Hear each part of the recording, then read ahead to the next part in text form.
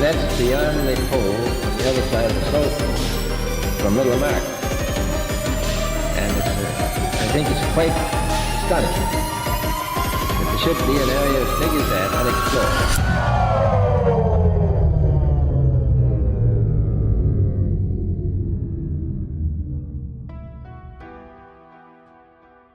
Hi, meet me again on this awesome channel, World History Official. In this video, I will talk about NASA and Freemasonry. Before I go, don't forget to subscribe my channel if you enjoy. Don't forget to share this information to your family. So, here we go.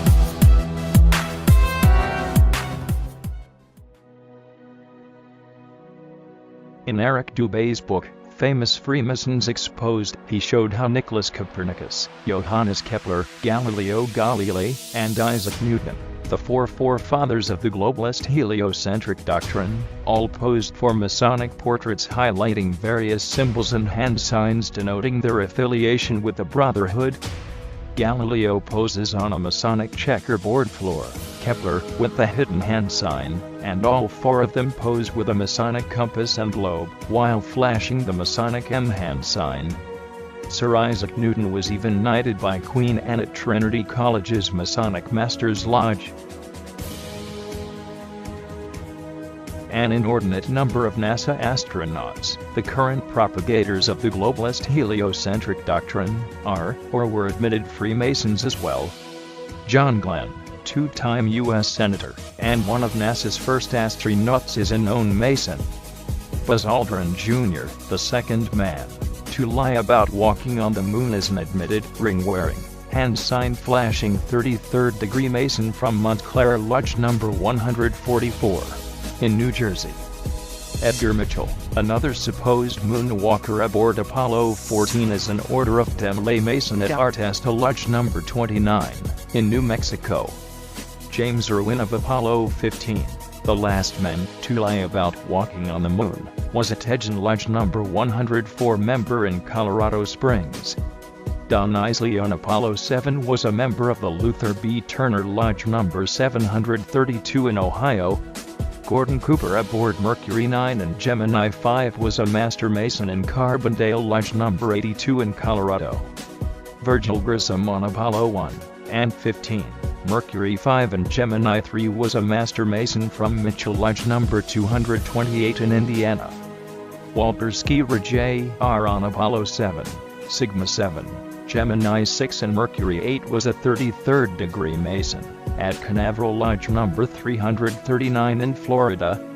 Thomas Stafford on Apollo 10 and 18, Gemini 7 and 9 is a Mason at Western Star Lodge number 138 in Oklahoma. Paul White's on Skylab 2 and Challenger is from Lawrence Lodge number 708 in Pennsylvania. NASA astronauts Neil Armstrong, Alan Shepard, William Pope, Vance Brand, and Anthony England all had fathers who were Freemasons too. The amount of astronauts known to be Freemasons or from Freemasonic families is astonishing. It is likely that more astronauts and people of key importance in NASA are affiliated with the Brotherhood as well, but not so open about their membership. For there to be this many Masons, members of the world's largest and oldest secret society, involved with the promotion and propagation of this globalist heliocentric doctrine from its outset to today, should raise some serious suspicion. C. Fred Kleinecht, head of NASA at the time of the Apollo space program, is now the Sovereign Grand Commander of the Council of the 33rd degree of the ancient and accepted Scottish rite of Freemasonry of the Southern Jurisdiction. It was his reward for pulling it off. All of the first astronauts were Freemasons. There is a photograph in the House of the Temple in Washington, D.C. of Neil Armstrong supposedly on the moon's surface in his spacesuit holding his Masonic apron in front of his groin. By William Cooper. NASA's logo is a giant red forked serpent's tongue overlaying the starry heavens. Serpents, and specifically their forked tongues, have long been associated with lying, deceit, cleverness, two-facedness, manipulation, and with Satan, the devil. Why would the National Aeronautics and Space Administration choose this as their official logo? The United Nations, the New World Order government headquarters, built on land donated by 33rd degree Freemason John D. Rockefeller, is represented by a logo or flag which clearly depicts a flat earth divided into 33 sections. There are 33 official degrees of Scottish Rite Freemasonry, and the IN flag features a flat earth divided into exactly 33 sections. Why would the United Nations founders choose a logo or flag of a flat earth map divided into 33 sections? How is it that Fred Kleineck, the head of NASA, retired and immediately became the head of the 33rd degree of Freemasonry? How is it that all the forefathers of the ball earth theory, and so many NASA astronauts are all Freemasons? The Masons' esoteric religion, the very basis of their symbols and rituals, is sun worship. From their first day in the lodge, Masonic initiates learn that Freemasonry is all about light, enlightenment, illumination, hence the Illuminati, and hence worship of the sun as the giver of light. Masonic halls are all purposely constructed to correspond with the motions of the sun. They are always situated intentionally facing east towards the sun, with the worshipful master sitting in the far east on a throne engraved with a picture of the sun. The high festival of the Masons is on Christian St. John's Day, or the 24th of June, otherwise known as Midsummer Day, when the sun arrives at its annual highest elevation, the summer solstice. Regarding the Masonic rite of circumambulation, 33rd degree Freemasonic historian Albert Mackey says, in Freemasonry people always walk 3 times round the altar while singing a sacred hymn. In making this procession, great care was taken to move in imitation of the course of the sun. This rite of circumambulation undoubtedly refers to the doctrine of sun worship. Masonry is derived, and is the remains of the religion of the ancient Druids, who, like the Magi of Persia and the priests of Heliopolis in Egypt, were priests of the sun. They paid worship to this great luminary, as the great visible agent of a great invisible first cause. The Christian religion and Masonry have one, and the same common origin. Both are derived from the worship of the sun. The difference between their origin is that the Christian religion is a parody on the worship of the sun, in which they put a man, whom they call Christ, in the place of the sun, and pay him the same adoration which was originally paid to the sun. In Masonry, many of the ceremonies of the Druids are preserved in their original state, at least without any parody. With them the sun is still the sun, and his image in the form of the sun is the great emblematical ornament of Masonic lodges and Masonic dresses. It is the central figure on their aprons, and they wear it also pendant on the breast of their lodges and in their processions. The sun, as the great visible agent of the Creator, was the visible object of the adoration of the Druids. All their religious rites and ceremonies had reference to the apparent progress of the sun through the 12 signs of the zodiac, and his influence upon the earth. The Masons adopt the same practices. The roof of their temples or lodges is ornamented with a sun, and the floor is a representation of the variegated face of the earth, either by carpeting or mosaic work. The emblematical meaning of the sun is well known to the enlightened and inquisitive Freemason, and, as the real sun is situated in the center of the universe, so the emblematical sun is the center of real Masonry. Only the scientific Freemason knows the reason why the sun is placed in the center of this beautiful hall. By Thomas Paine, Origin of Freemasonry. The real reason the sun is placed in the center of Masonic halls is because it represents the core of their 5-century-long heliocentric deception. First, the sun worshippers took us off our ancient natural 13-month lunar calendars and replaced them with unnatural, irregular 12-month Gregorian solar calendars. Second, they put the sun into the center of the universe and then convinced people the earth and everything else revolved around it. Third, they made the sun the biggest object in the heavens, supposedly 119 times bigger than the moon, even though we can clearly see they are of equal size. Fourth, they demoted the moon to being a mere reflector of the sun's magnificent light, claiming the moon to have no light of its own. And finally in 1969 the sun worshippers aboard a craft named Apollo, after the Greek sun god, claimed to land on, and thereby spiritually and physically conquer, the moon. The sun has ever been at the center of false religion. The ancient mystery religions venerated the sun, the solar disk, as deity. The Greeks honored Apollo as the child of the sun. The Romans paid homage to Mithra, the sun god. These pagan philosophies form the basis for the worship of the Illuminati, and indicate the importance of the sun as symbol of satanic deity.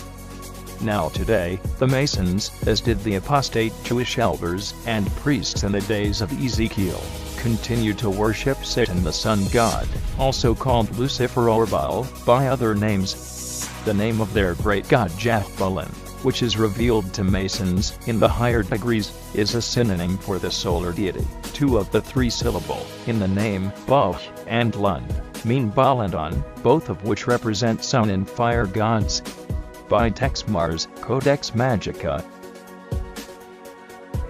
The winged disc symbol displayed prominently over the doorway of Masonic lodges shows a solar disc with eagle's wings and two serpents.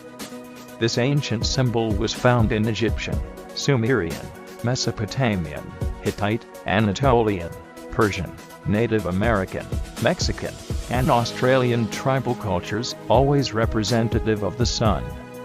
Eagles have also long been associated with the sun, since they fly highest closest to the sun, and they can stare straight into its light.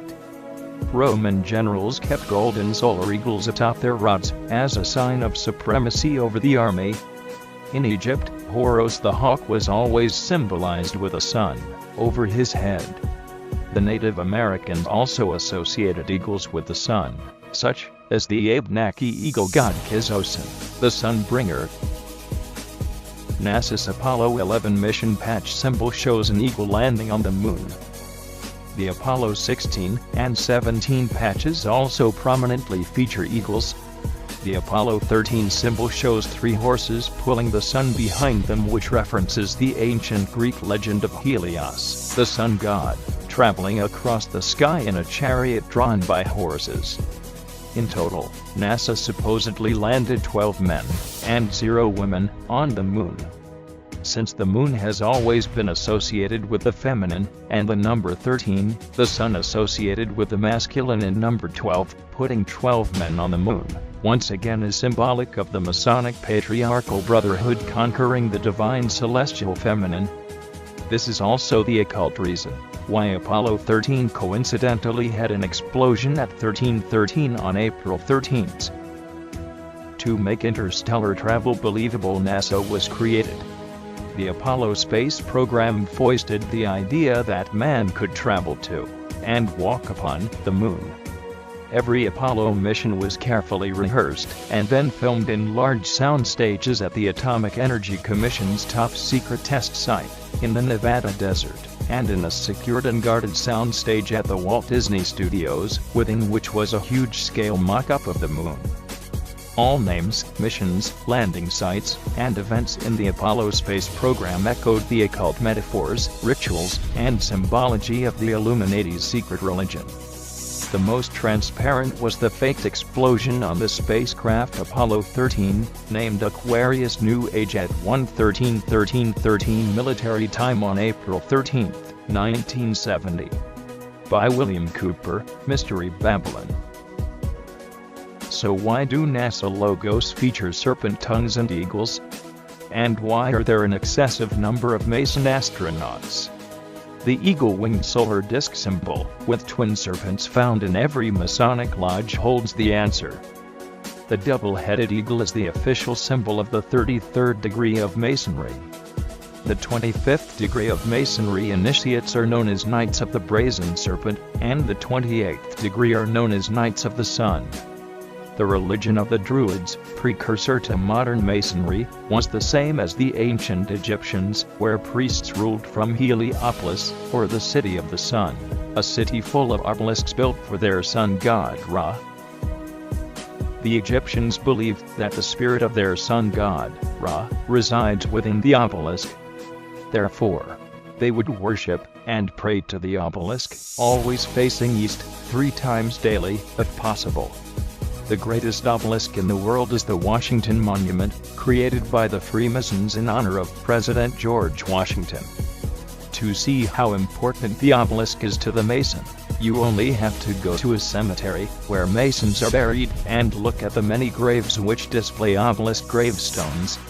By David Bay, Freemasonry proven to worship Lucifer. The serpent is universally the symbol of the sun. As the sun was the great enlightener of the physical world, so the serpent was held to have been the great enlightener of the spiritual, by giving mankind the knowledge of good and evil. And according to the Bible, you know who gave man the knowledge of good and evil? Satan, Lucifer. Now, if the adepts knew that the sun was a symbol of something that the people would not support, such as a belief that Lucifer, the devil, was the god that they worshipped, they would have to continue with their charade so that the people would not decide to stop worshipping. Because if the sheeple figured it out, they would no longer support their activities. They would have to keep their beliefs from the people and conceal their secret worship and hidden symbols. So sun worship as a religion prospered. By William Cooper, Mystery Babylon.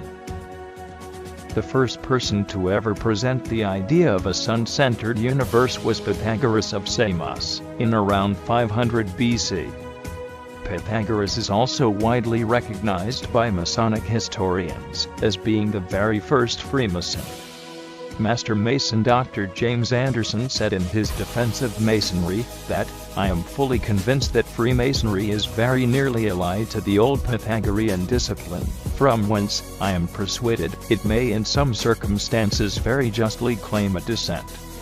Master Mason William Hutchinson wrote in his Spirit of Masonry that, "The ancient Masonic record brings us positive evidence of the Pythagorean doctrine and Basilidean principles making the foundation of our religious and moral duties." Master Mason William Preston wrote that Pythagoras was among the first Masons, but contends in his illustrations of Masonry that, "The records of the fraternity inform us that Pythagoras was regularly initiated into Masonry, and being properly instructed in the mysteries of the art, he was much improved, and propagated the principles of the order in other countries into which he afterwards traveled." 33rd degree Freemasonic historian Albert Mackey, in his Encyclopedia of Freemasonry, wrote that, on his return to Europe, Pythagoras established his celebrated school at Crotona, a Dorian colony, in the south of Italy, about 529 BC, much resembling that subsequently adopted by the Freemasons. His school soon acquired such a reputation that disciples flocked to him from all parts of Greece and Italy. Pythagoras taught, as the principal dogma of his philosophy, the system of metempsychosis, or the transmigration of souls. He taught the mystical power of numbers, and much of the symbolism on that subject which we now possess is derived from what has been left to us by his disciples. He was also a geometrician, and is regarded as having been the inventor of several problems. The schools established by Pythagoras at Crotona and other cities have been considered by many writers as the models after which Masonic lodges were subsequently constructed.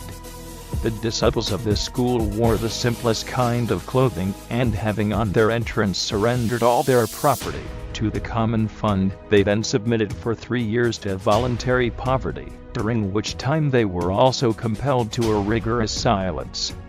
The doctrines of Pythagoras were always delivered as infallible propositions which admitted of no argument. Before admission to the privileges of this school, the previous life and character of the candidate were rigidly scrutinized, and in the preparatory initiation secrecy was enjoined by an oath, and he was made to submit to the severest trials of his fortitude and self-command.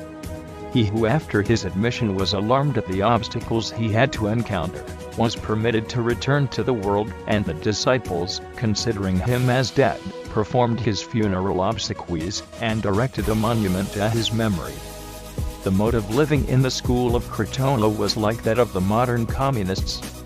The brethren, about 600 in number, with their wives and children, resided in one large building. They arose before day to pay their devotions to the sun. The meals consisted principally of bread, honey, and water, for though the table was often covered with delicacies, no one was permitted to partake of them. It was in this secret school that Pythagoras gave his instructions on his interior doctrine, and explained the hidden meaning of his symbols. There were 3 degrees: the first, or mathematic, being engaged in the study of the exact sciences, and the second, or theoretic, in the knowledge of God, and the future state of man.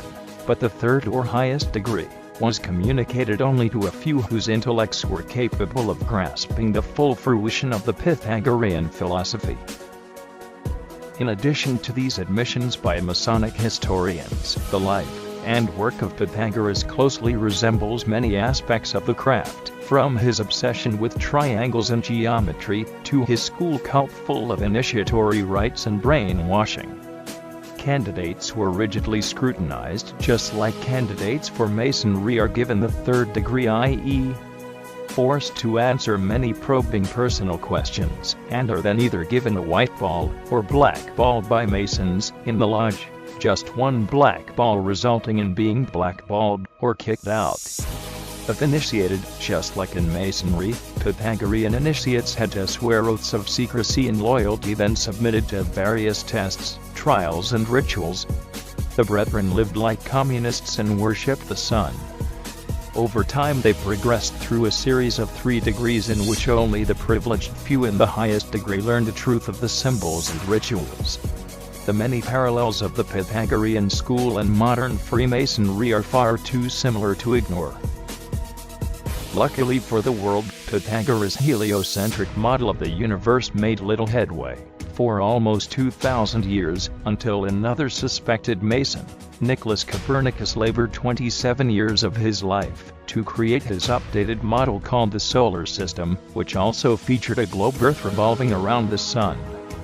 Born in Prussia in 1472, Copernicus studied philosophy and medicine at Krakow and became professor of mathematics at Rome. The last decades of his life he became obsessed with the ideas of Pythagoras, and when he first presented his heliocentric doctrine to the world, it was condemned as being so heretical that he was imprisoned and only released upon making a recantation of his opinions. He published his famous treatise on the revolution of the celestial spheres in 1543, the year of his death, and even then insisted on their purely hypothetical nature. Copernicus wrote, "The Pythagorean teaching was founded upon hypothesis, and it is not necessary that the hypothesis should be true, or even probable. The hypothesis of the movement of the Earth is only one which is useful to explain phenomena, but it should not be considered as an absolute truth.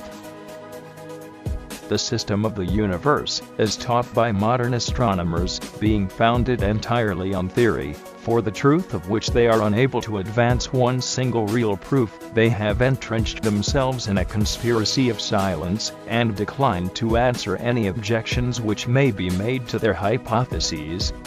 Copernicus himself, who revived the theory of the heathen philosopher Pythagoras, and his great exponent Sir Isaac Newton, confessed that their system of a revolving Earth was only a possibility, and could not be proved by facts. It is only their followers who have decorated it with the name of an exact science, yea, according to them, the most exact of all the sciences. Yet one astronomer royal for England once said, speaking of the motion of the whole solar system, "The matter is left in a most delightful state of uncertainty, and I shall be very glad if anyone can help me out of it." What a very sad position for an exact science to be in is this. By David Ward Loscott, Terra Firma. The origin of the globular theory may be traced and shown to be pagan.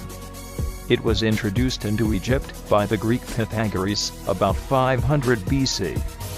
He was a native of Samos, and a great traveler in his early days. He traveled much in the East.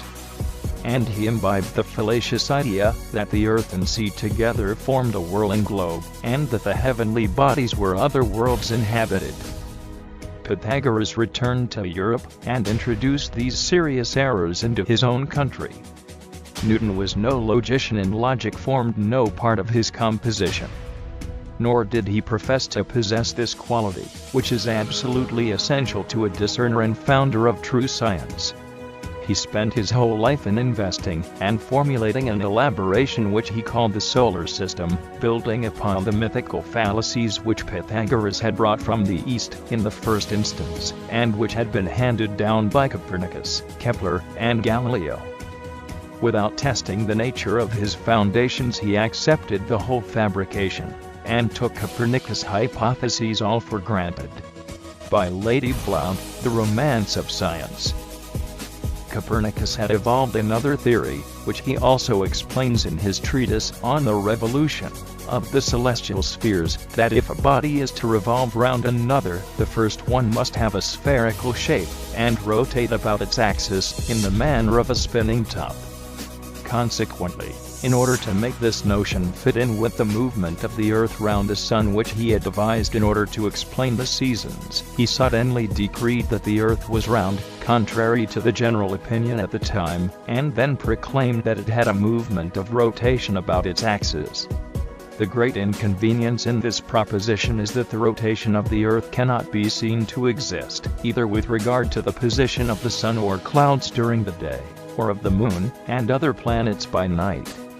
On the other hand, the fact of the immobility of the earth has an immense advantage over the theory of the rotation in that it can positively be recognized as such, and it can safely be said that if the earth cannot be seen to move, there are 100 chances in 100 that it does not do so.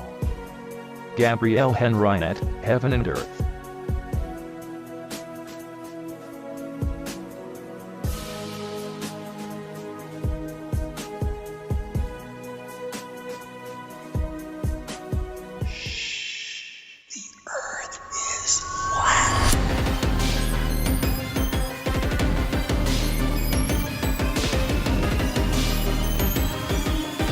And that's beyond the pole on the other side of the slope from Little Mark.